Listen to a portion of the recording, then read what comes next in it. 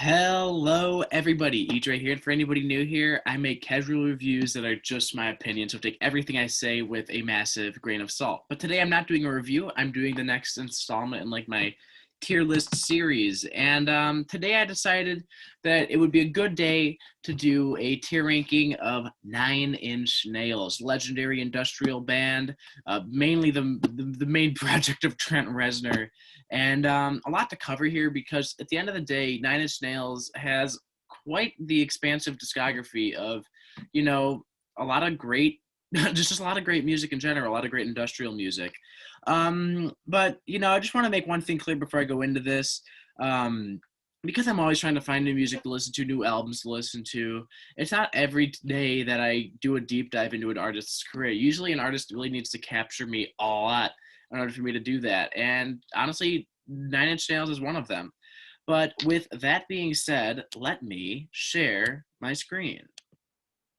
All right, here we have all of the Nine Inch Nails studio albums, as well as three of their most quintessential EPs, Broken, and, all the important ones, to say the least, not the actual events and add violence as well. But like I do in all these tier list videos, I go by chronological order, and keep in mind this is just my opinion. There's no actual criteria here. I'm not going purely based off influence or all that. This is all my opinion. So let's get it started with the Nine Inch Nails debut album, Pretty Hate Machine. I've already actually talked about Pretty Hate Machine in my Great Album series because at the end of the day, this is arguably my personal favorite Nine Inch Nails album. To me, this album not only is just super important to Trent Reznor's career, but also to industrial music as a whole. The more electro, synth pop, industrial sound of Pretty Hate Machine, it really makes it stand out in their catalog, and I think is definitely, in many ways, you could argue the most dated sounding album in their, catalog. But even though it does sound like an album from 1989 in many regards, I do think it is still very ahead of its time. I mean, very few artists were really pushing the boundaries of industrial music this far, this early on. And quite honestly, I think that track list wise, this might just be their strongest track list. Nine Inch Nails obviously would go on to make more great albums, but to me, just it's a very kind of standard album. It's not like a huge concept behind it, but it is powerful. It is one of the best industrial albums of the 80s, one of the best industrial albums of all time. I want to put it in that 9 or higher. It's a personal favorite of mine. I love this album. I own it on vinyl. Great album. Let's move on to Broken. Really the first EP we're going to be talking about here from, can't remember, I think it's from either, I'm not going to go based on yours here because I'm not perfect with that. I want to see 1992, though.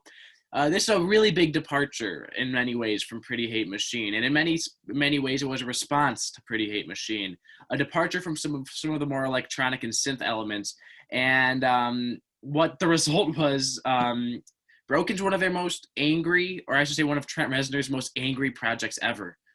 Definitely one of the most industrial metal, very metal sounding.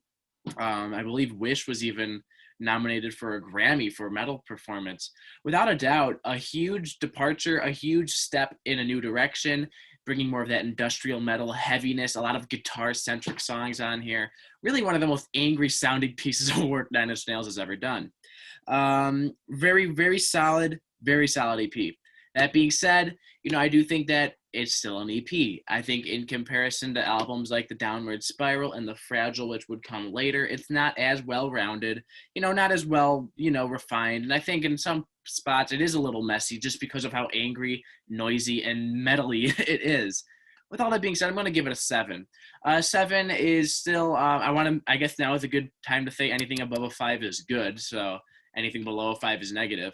But yeah, pretty much Broken to me is a key point in Nine Inch Nails' career. Great EP. However, I don't think it reaches the likes of their greatest material. I think they would go on to make stronger stuff. Still, the first step in a more metal direction, more industrial rock direction. Now we have 1994's The Downward Spiral. Does this album need much of an introduction? I mean, so this is the other one I talked about in my Great Album series. I just talked about The Downward Spiral relatively recently. one of the most important industrial albums, right up there with Pretty Hate Machine. I'm going to give it a 9 or higher. Literally, this is arguably their best. Concept wise, it's a phenomenal album, very touching, emotional album as well. On top of that, musically, it just pushed industrial music into grounds that it had never been before. It embraced much more of an industrial rock sound, but also did bring in a lot of the former influences, but also a lot of more touching moments on here too, like "Hurt," for example.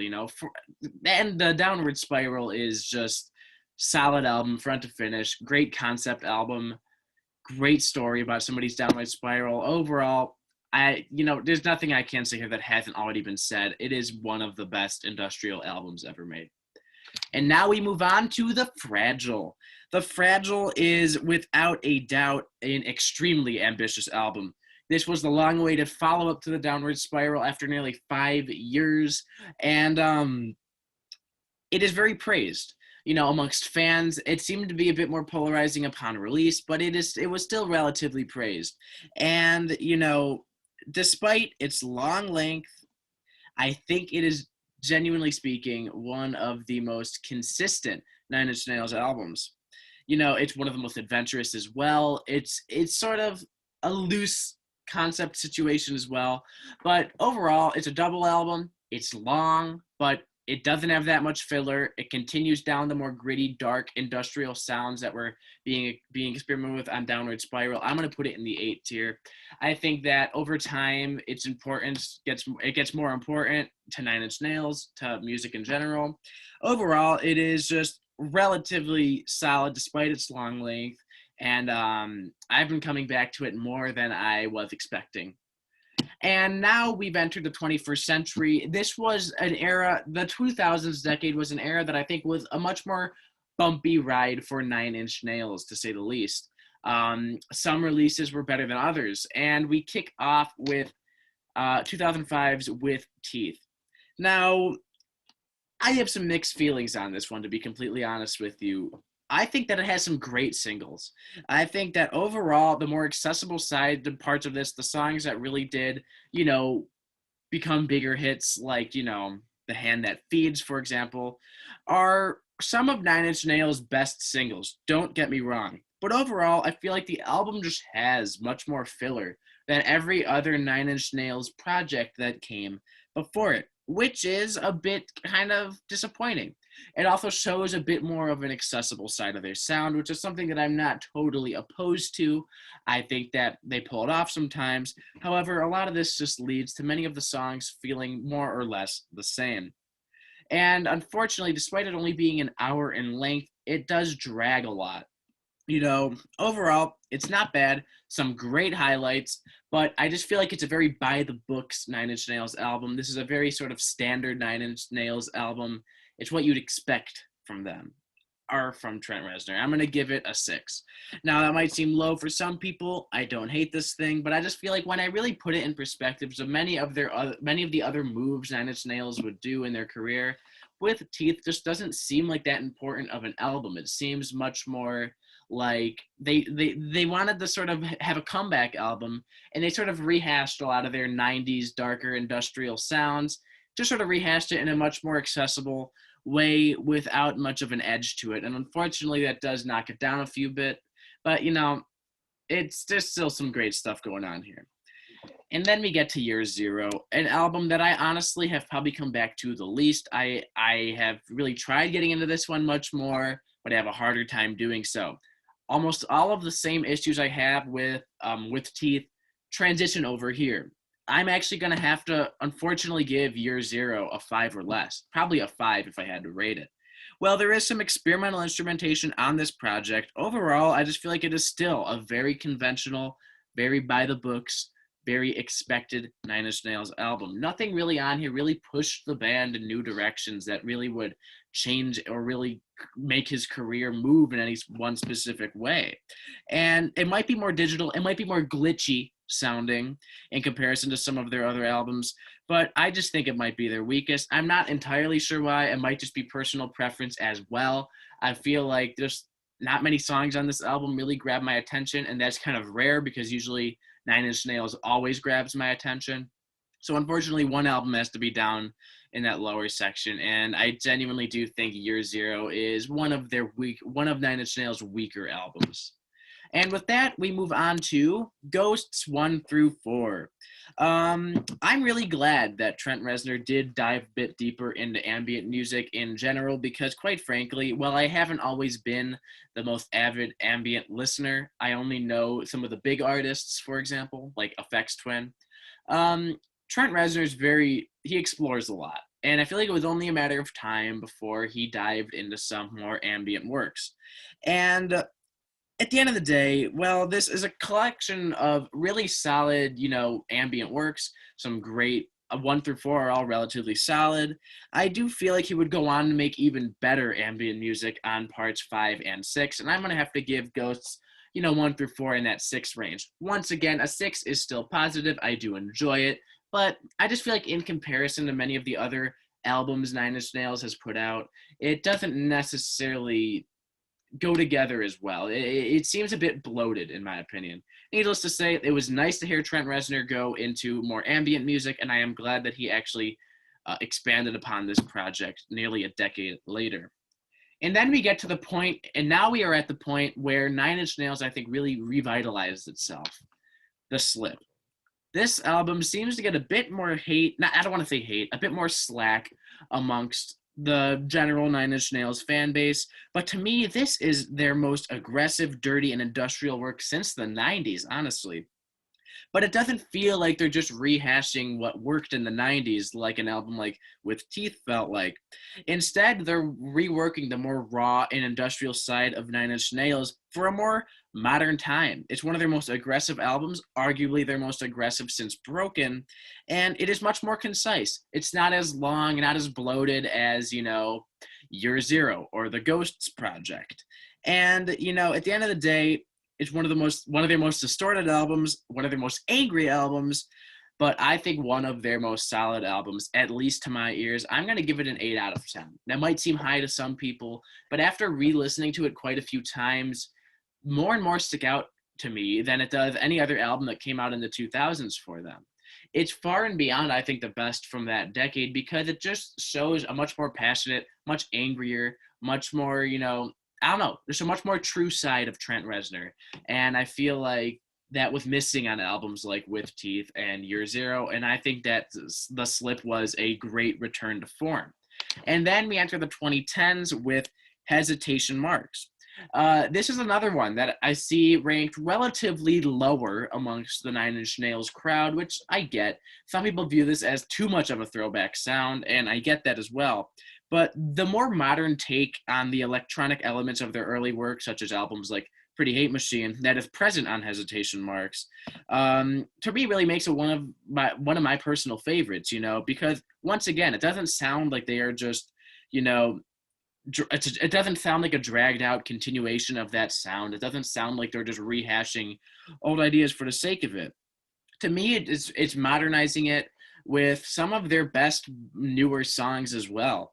To me, it shows a bit smoother of a side. It's probably their least angry sounding album as well, and arguably one of the most electronic albums in their catalog. I have come back to this one quite a bit. I'm also going to give this one an 8 out of 10. That might seem, once again, a bit high, but I genuinely do think there's a lot of gold on this album, and I think that it often gets glossed over just because it does sort of stick out like a sore thumb, and many people compare it to, some of their early works as just sort of rehashing. But I think that they really kind of took that older Nine Inch Nails sound and really polished it to the modern, landscape really well. The next album, or I should say the next two that I'm going to be covering, are EPs released in the mid-2010s, the first of which is Not the Actual Events. This EP marks Nine Inch Nails' return to a more traditional industrial metal sound. It's definitely probably the heaviest EP they had put out. It's up there with some of their heaviest projects like The Slip and Broken. However, while it is pleasing and it does, the genre justice, Nine Inch Nails tackles industrial metal perfectly, let's be real here. It's hard to say how this falls in their discography, and I just genuinely feel like, to my ears at least, this feels like a relatively unimportant album in their catalog, or I should say EP. It doesn't really, I don't feel like they progressed much on this one. They didn't really make the sound that much more modern. They just sort of kind of went back to their sound that worked. It's still good. I just don't feel like it is nearly that. I don't think it's too important of a release in their catalog. I'm going to put it in that 6 out of 10 range. It's enjoyable. I think Trent Reznor always does industrial metal well. I just don't feel like it is that crucial of a release. And then we get the Add Violence EP. Add Violence is another really interesting one. Add Violence was the next EP. And once again, many people could view this as being a bit of a throwback sound to some of the more synthwave and electro-industrial sounds from, their earlier days. But this, in many ways, feels like a bit of a continuation of what I liked from Hesitation Marks. And, it's a relatively solid EP. It might, once again, it might not push them in new territory, but I do think that it was actually better executed than the previous EP. I'm going to put Add Violence in that 7 out of 10 range. The more electronic sounds of it, the more kind of return to a more electro-industrial landscape on here as well, really draws my attention, and it definitely still works in today's more modern digital age. It doesn't sound outdated. To me, it's a relatively solid EP that I come back to a bit. I feel pretty comfortable putting it there. And then we get the studio album, Bad Witch. This is in many ways their most recent real studio album that's not an ambient project. And Bad Witch is one of their most unique sounding Nine Inch Nails albums. Trent Reznor's vocals on this thing sound much more like a National album than they do him. And instrumentally, the industrial blend of saxophones and droning instrumentals on this thing sound reminiscent of David Bowie's Black Star or some krautrock bands like the 70s band New, which is probably one of my favorite krautrock bands, to be completely honest with you. But, well, I don't know how this will fit in the Nine Inch Nails discography in the long run. I still think it was a relatively enjoyable listen. However, I do think right now it still will live as sort of a detour from the sound that Nine Inch Nails usually dabbles in. And for that reason, I'm going to put it in the 7 rank. 7 is still really positive. I enjoy it quite a bit. But it's hard to say if it's going to grow on me or weaken on me as time goes on. But I think for now, it is a really good detour that definitely shows a lot of artistic growth for Trent Reznor. And then we get to the 2 most recent Nine Inch Nails albums, the 2 ambient ones that are a continuation of the Ghost series. I actually reviewed these on my channel when they came out, because they came out last year. The first of which is Ghost's 5 Together. Honestly, I love this one. I think that this is some of the best ambient music Trent Reznor has made ever, and I also think this is just genuinely some of the best ambient music I've heard in recent years. It's much more concise, much more to the point, much more well-focused than much of what was going on Ghosts 1 through 4, and I'm going to put it in the 8 tier. One of my favorite ambient projects from Trent Reznor. I already did a review on this, so if you want to hear me talk about this album more, go watch my review. And then its sort of brother album, I like to call it, Ghost's 6 Locusts. Ghost 6 Locusts has a lot of the same ups and downs that I think Ghosts 5 Together have. They're very similar in sound. However, Ghost 6 Locusts is a bit darker, a bit gloomier, and I do think it's a bit less well-focused. I'm going to put it in the 7 rank. Still, I think one of Trent Reznor's best industrial albums I have heard, and still an enjoyable ambient project nonetheless. And with that being said, this is my tier ranking for 9 Inch Nails. As you see at the top here, I have Pretty Hate Machine and The Downward Spiral, which I think makes perfect sense. Those, I think, have remained the most influential Nine Inch Nails albums and the most important Nine Inch Nails albums. And then right below it, you have albums like The Fragile, The Slip, Hesitation Marks, Ghost 5 Together. All, in my opinion, really important albums in, Trent Reznor's catalog. They all are very unique from each other, but they all play a really big role in the development of Nine Inch Nails sound. And then in the 7 range are all releases that I do enjoy quite a bit. I don't think they're as impactful, but, Broken, Add Violence, Bad Witch, Locusts are once again all really solid projects that show artistic growth in the right direction. And then at the bottom here, you have the 6 range with With Teeth, Ghosts for and whatever. You know, they're good. I like them. I just feel like in comparison to the rest of the discography, it's not as good. And unfortunately, at the bottom, you know, we have Year Zero. I do think it's fine. It's not unbearable to listen to, but I just don't think it is nearly as crucial to Nine Inch Nails as really many of their other projects. And with that being said, that's my Nine Inch Nails tier list. I've been listening to a lot of them lately, and I just felt that it would be fun to take some time and talk about them on this channel. With that, goodbye and have fun.